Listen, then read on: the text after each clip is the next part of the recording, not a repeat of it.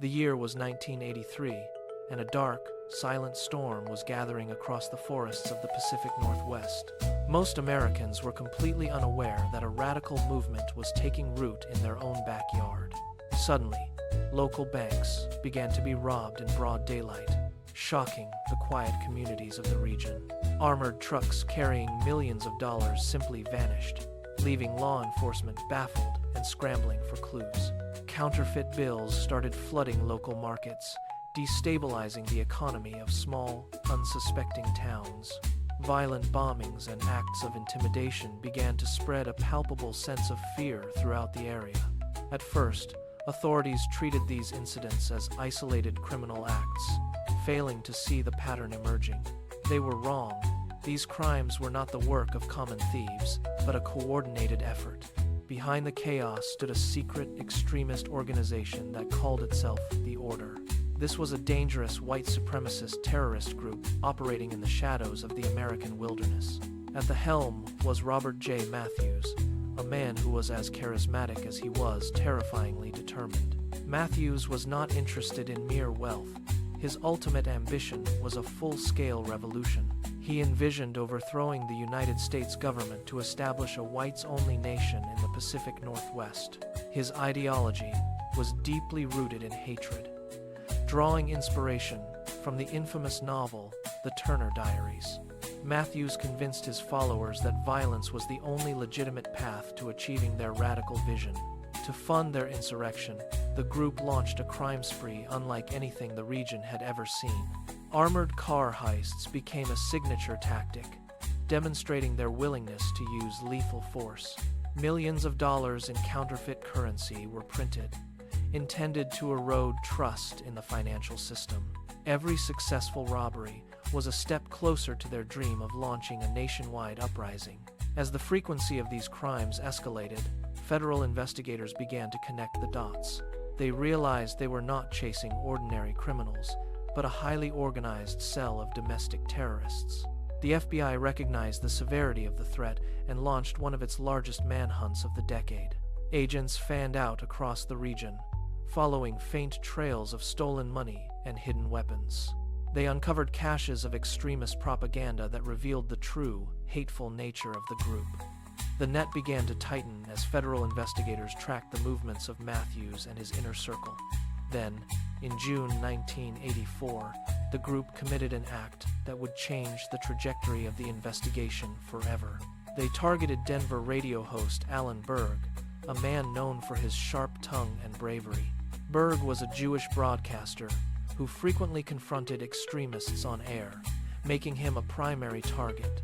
The assassination of Alan Berg shocked the nation and galvanized the public against the group. This brutal act of violence significantly intensified the pressure on federal law enforcement agencies. The FBI poured more resources into the case, determined to dismantle the order once and for all. One by one, members of the organization were identified, tracked down, and captured by agents. The walls were closing in, but Robert J. Matthews remained defiant and refused to surrender. He retreated to a hideout on Whidbey Island, Washington, preparing for a final confrontation. In December 1984, federal agents finally surrounded the property, ending the long, exhausting search. A dramatic standoff began, with the quiet island suddenly filled with the sound of sirens and shouting. Gunfire erupted as the agents moved in, marking the climax of the intense federal operation. The house became a fortress, and as the exchange of fire continued, the building caught on fire. Flames began to consume the structure, yet even as the heat intensified, Matthews refused to exit. He chose to stay within the burning wreckage, holding on to his radical beliefs until the very end. When the fire was finally extinguished, the leader of the order was found dead inside. With Matthews gone, the organization he built began to crumble and collapse almost immediately. Federal authorities moved quickly to round up the remaining members of the terrorist cell. Many were captured, tried in court, and convicted for their roles in the violent crime spree. This brought a definitive end to one of the most dangerous domestic terrorist groups in modern history. The legacy of the order serves as a chilling reminder of the dangers of unchecked extremism. It highlights how quickly hate-filled ideology can manifest into organized, lethal threats against society. When fanaticism is combined with access to money and weapons, the consequences are devastating. The story remains a dark chapter in American history, defined by its blend of terror and crime. It stands as a testament to the vigilance required to protect the nation from internal threats. The intense FBI manhunt remains a case study in how federal agencies track down dangerous radicals. Every robbery, assassination, and act of terror was a piece of a larger, failed puzzle. The Pacific Northwest eventually returned to peace, but the memory of the threat lingered on. We hope this deep dive has shed light on this significant and often overlooked historical event. Understanding the past is essential to recognizing the warning signs of radicalization in the present.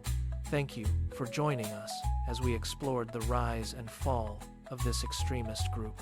If you found this story compelling, please consider subscribing to our channel for more content. We are always looking for new topics to cover in our upcoming historical deep dives. Let us know in the comments which historical story you would like to see us investigate next.